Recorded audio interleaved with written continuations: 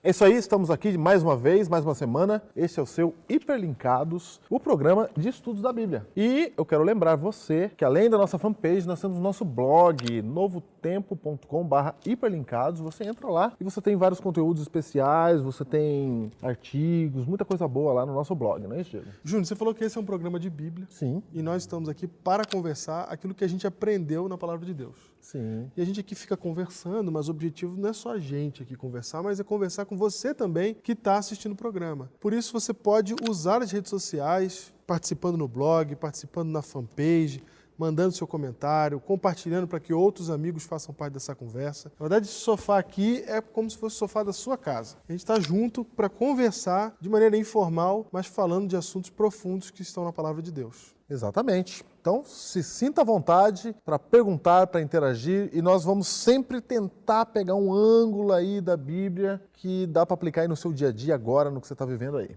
É isso. Vamos lá. Hiperlinkado de hoje.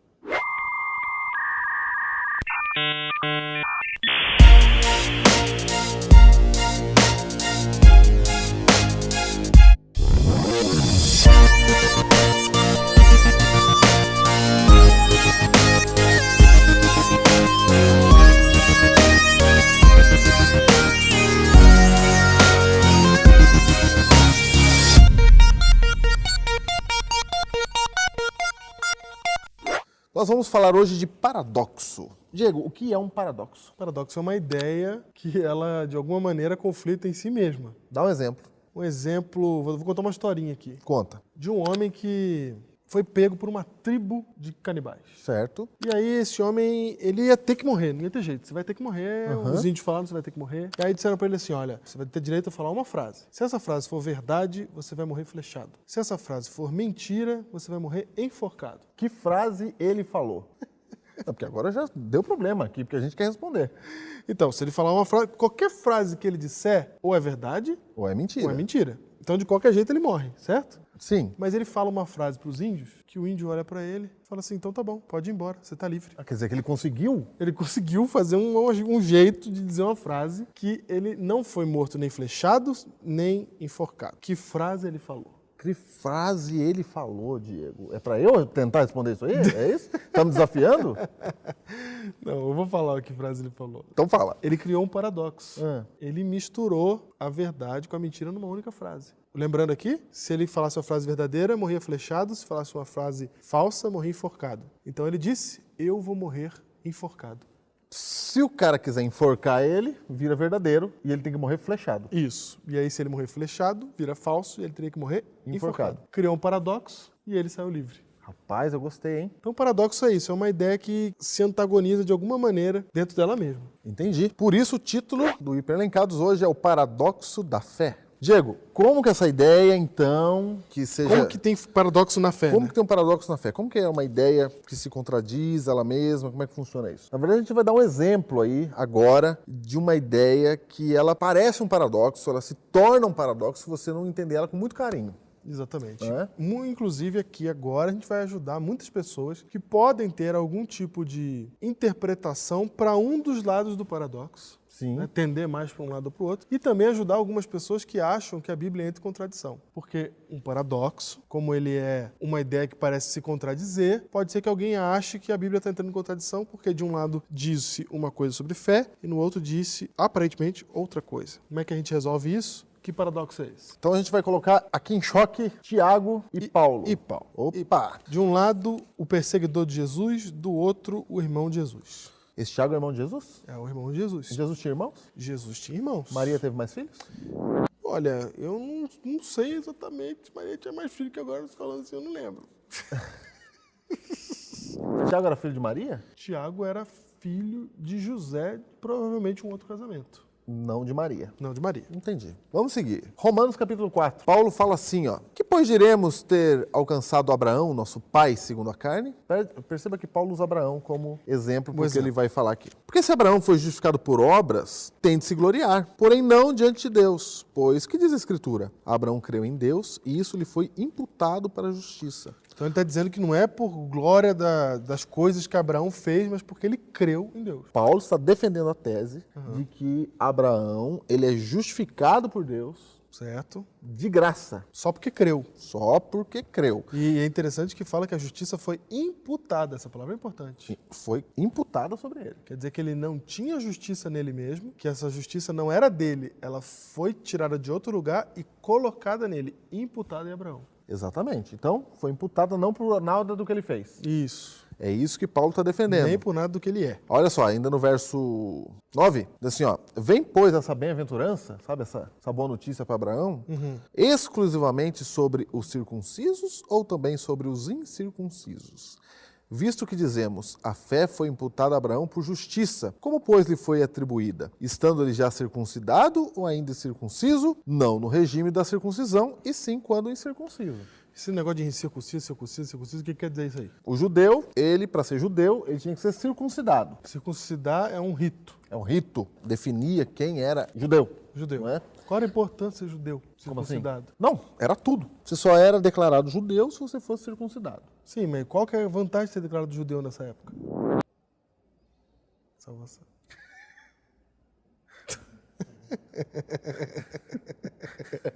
Nessa época, eles entendiam a circuncisão como se fosse o batismo, entrar na igreja, pertencer à igreja. Então, Paulo está falando assim, ó, quando foi que Deus atribuiu graça a Abraão? Quando ele não era circuncidado ainda. Quando ele estava lá na terra dele, Deus aparece para ele e fala, Abraão, sai da tua terra, da tua parentela, que eu estou te chamando para ser o pai de uma grande nação. Certo. Então, Deus já chama Abraão quando ele não era judeu ainda. Não era circuncidado, ou seja, ele não tinha obras meritórias de igreja, de povo judeu. Sim, não tinha nada que ele tenha feito por merecer essa imputação da graça sobre ele. Exatamente, não tinha feito nada. Nada. Ou seja, se fosse hoje, ele não tinha sido batizado, ele não tinha tomado a Santa Ceia, ele não tinha passado por nada. Mas já estava salvo porque Deus imputou a justiça nele a partir do momento que ele creu. Então Paulo está olhando e dizendo assim, ó, nada do que você faz te traz algum benefício para a salvação. A salvação é completamente de graça, Paulo está falando, e amém, eu acredito em Paulo. É isso. Então aqui a gente tem bem definidinho Paulo dizendo que a crer em Deus é o suficiente para que a justiça seja imputada e você seja salvo. É isso mesmo. É isso que ele está dizendo. Pronto, acabou. Não tem mais o que falar aqui. Não tem mais o que falar aqui, é isso.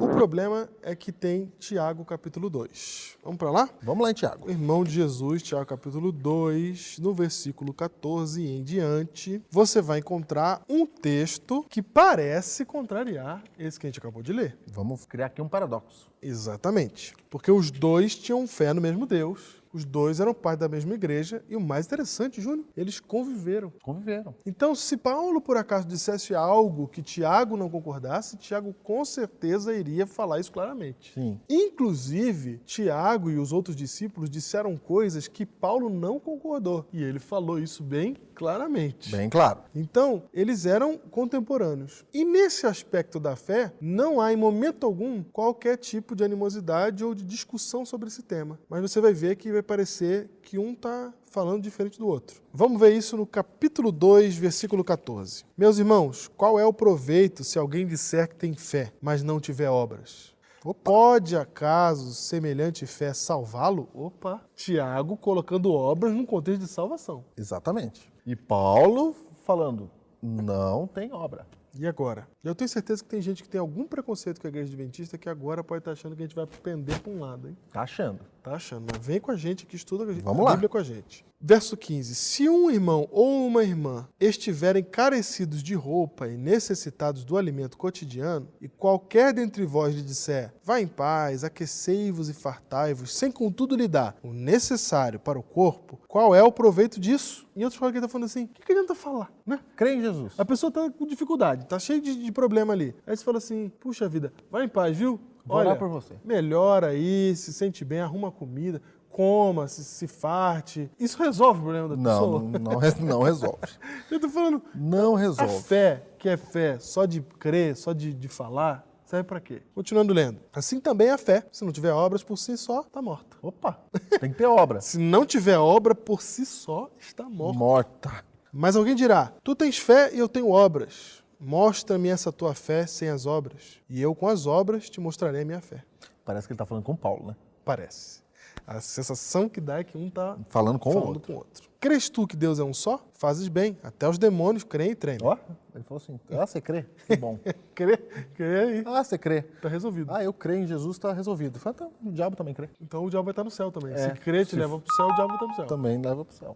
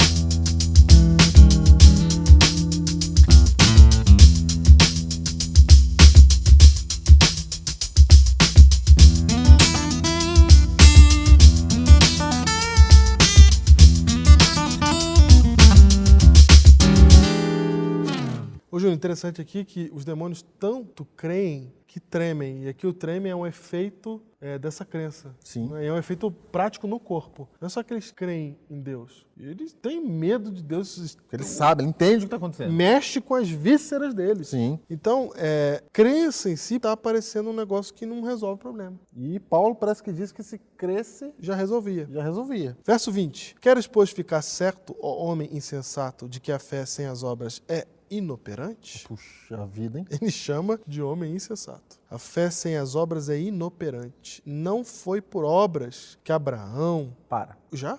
Ok. Agora Tiago vai pegar o mesmo exemplo de Paulo. O mesmo exemplo. Um falou de Abraão, agora Tiago fala de Abraão. Só que um está falando de crer para ser salvo e agora Tiago parece falar assim, não, crer só não resolve, por exemplo, Abraão. Por exemplo, Abraão. Por exemplo, Abraão. Paulo falou assim, não, crer só resolve, por exemplo, Abraão. Por exemplo, Abraão. Não foi por obras que Abraão, nosso pai, foi justificado quando ofereceu sobre o altar o próprio filho Isaque? Foi pela obra que ele foi justificado. Paulo falou não, antes da circuncisão, ele já tinha sido justificado. Isso. Vês como a fé operava juntamente com suas obras? Com efeito, foi pelas obras que a fé se consumou. E se cumpriu a escritura, a qual diz, ora, Abraão creu em Deus, e agora ele cita o mesmo texto. O mesmo texto do Antigo Testamento. Que Romanos cita, que Paulo cita, agora ele cita. Abraão creu em Deus, e isso lhe foi imputado para a justiça. Igual. E foi chamado amigo de Deus. Verificais que uma pessoa é justificada por obras, e não por fé somente. Agora, Júnior, é o seguinte. Agora acabou. faz o quê? Agora Agora é acabou. o seguinte, agora chega, para tudo.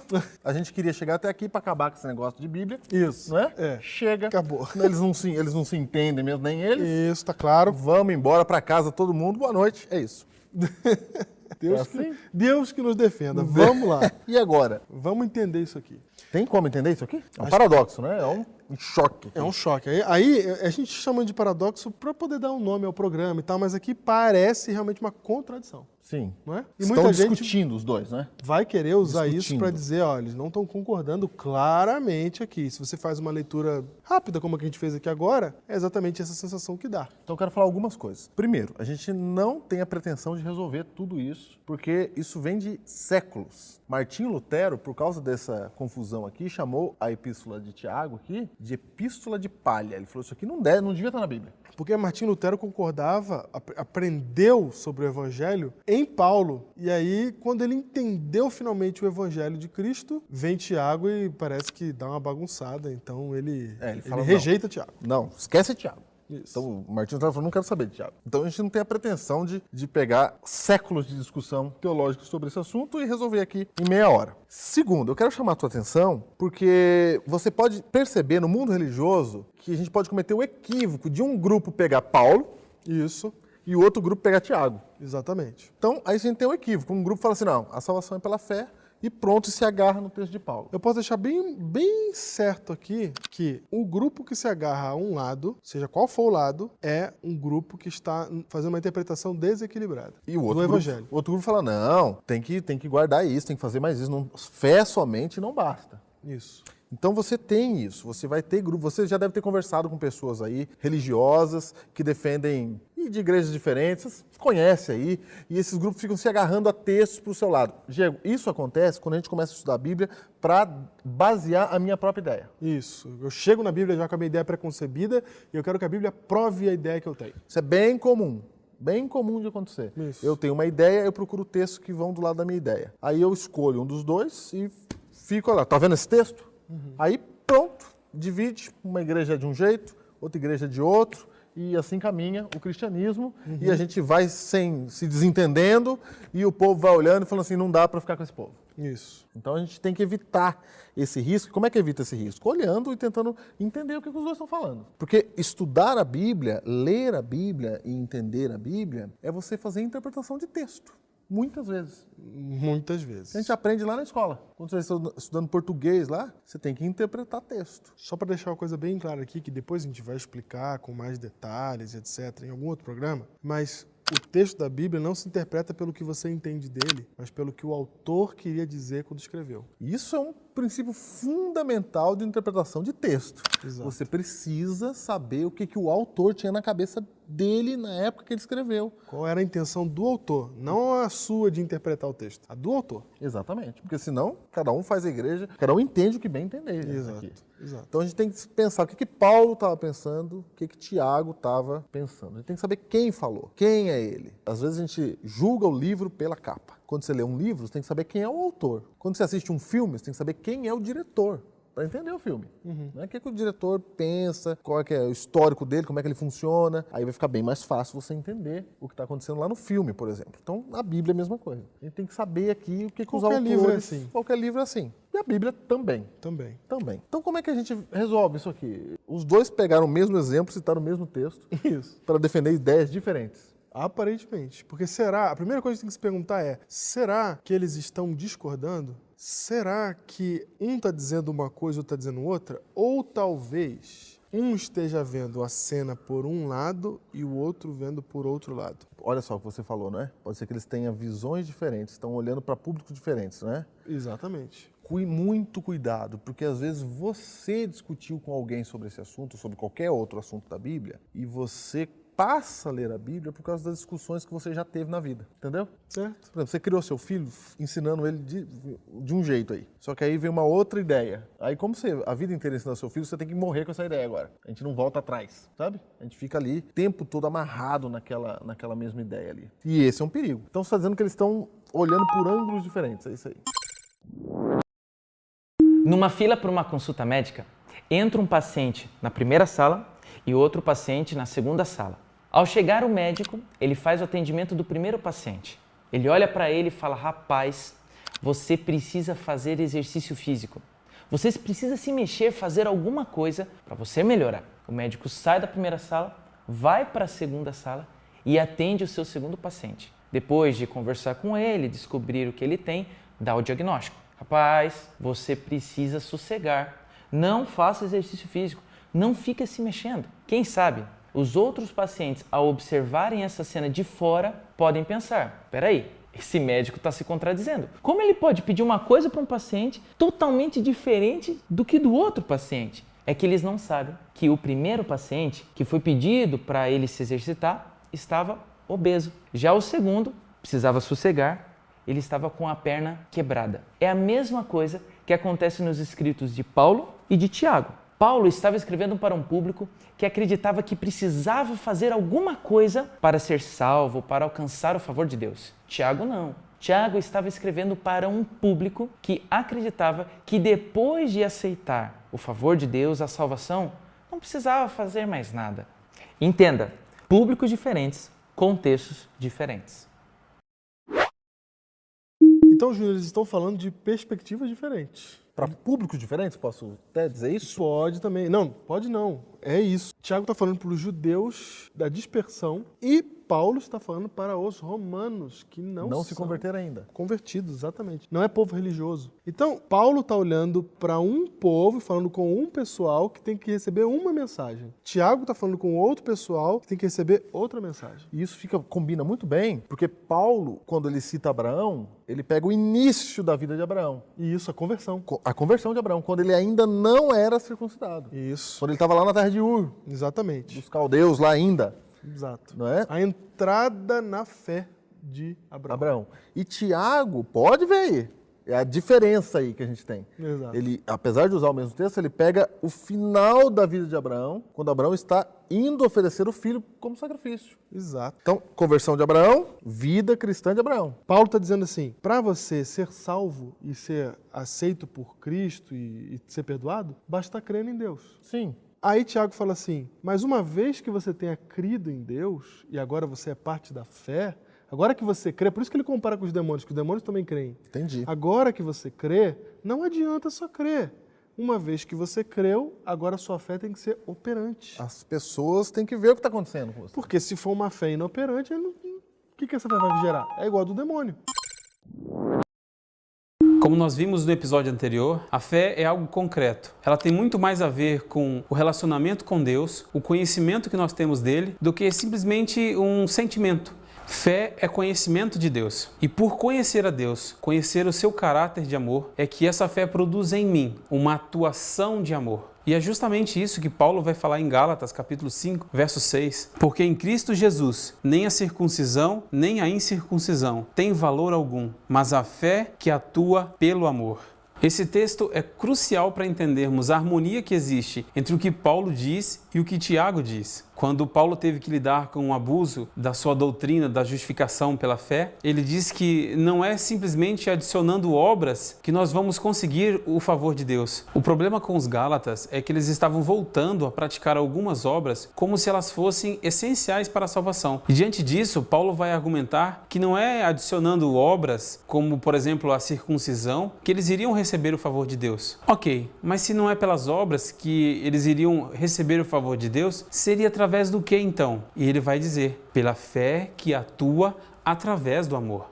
Observe atentamente o que Paulo diz. O que é que conta para Deus? Fé. Mas que tipo de fé? Aquela fé que atua, opera, que se manifesta através do amor. Ele não diz que o que conta para Deus é uma fé com uma camadinha extra de boas obras amorosas. O que conta para Deus é a fé que, por sua própria natureza, produz amor. Ou seja, o amor que é gerado por essa fé apenas demonstra que ela é genuína, real e que justifica. Era exatamente isso que Tiago estava tentando ensinar para a sua igreja. Uma fé destituída de amor é completamente inútil, se é que se pode chamar isso de fé. Mas aí alguém pode dizer, eu sou justificado pela fé somente, não preciso demonstrar amor ao próximo para ir para o céu. Acredite, essa pessoa tem um profundo erro teológico nas mãos. E esse texto de Gálatas, Júnior, prova que Paulo concordava com Tiago, porque ele fala de fé atuante. A fé que opera para o amor. Isso, e Tiago está falando de a fé que opera. É que naqueles dois textos que a gente colocou em conflito aqui, que a maioria das pessoas põe em conflito, um está falando da salvação e o outro está falando do processo que vem depois. Então a salvação ela é realmente de graça. Realmente de graça, como Paulo descreve em Romanos 4. Mas tem um processo que vem depois. O efeito, se você foi salvo de graça, agora o que você faz? Você reage a isso. Entendi. Tem uma história que eu quero contar para ilustrar isso. Vá lá. Imagina que você chega atrasado aqui para a gravação.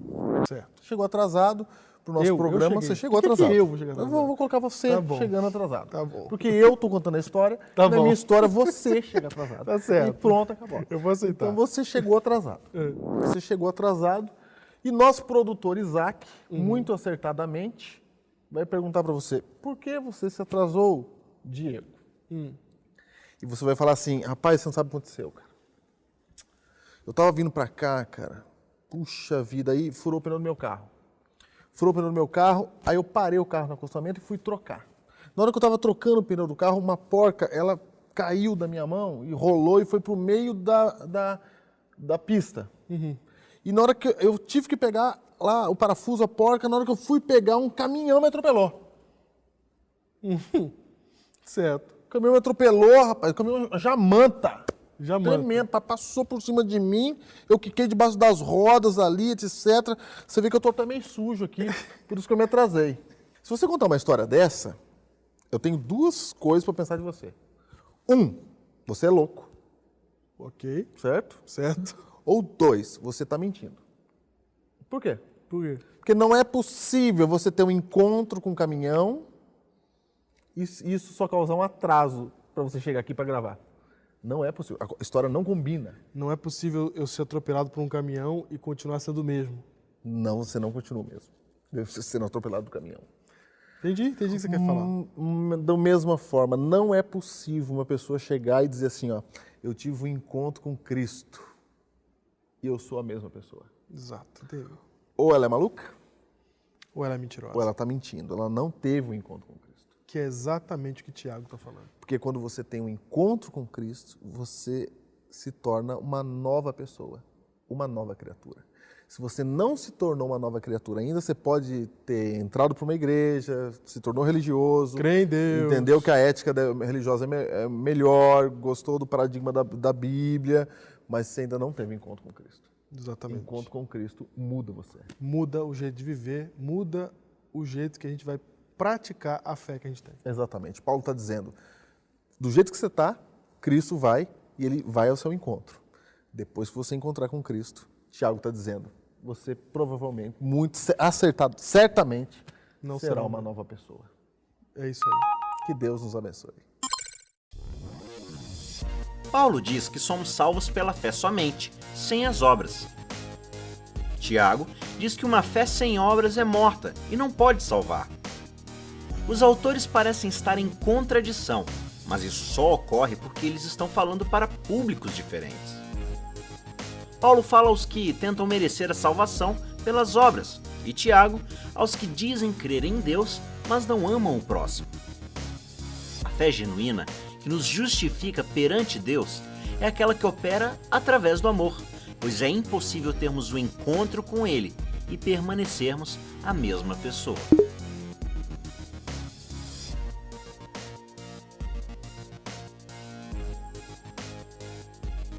É isso aí. Você falou um negócio interessante. Você falou que esse aqui é um programa de Bíblia, não é? Exatamente. Mas tem outros programas de Bíblia. Vários. Qual que é a diferença desse? A diferença desse... Qual é?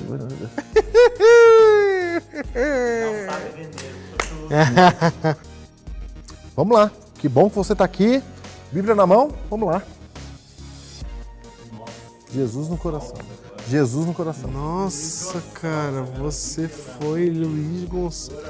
Eu Jesus no vi coração. o Luiz Gonçalves também. Deixa, que eu sou filho dele. Uma vez, só uma homenagem.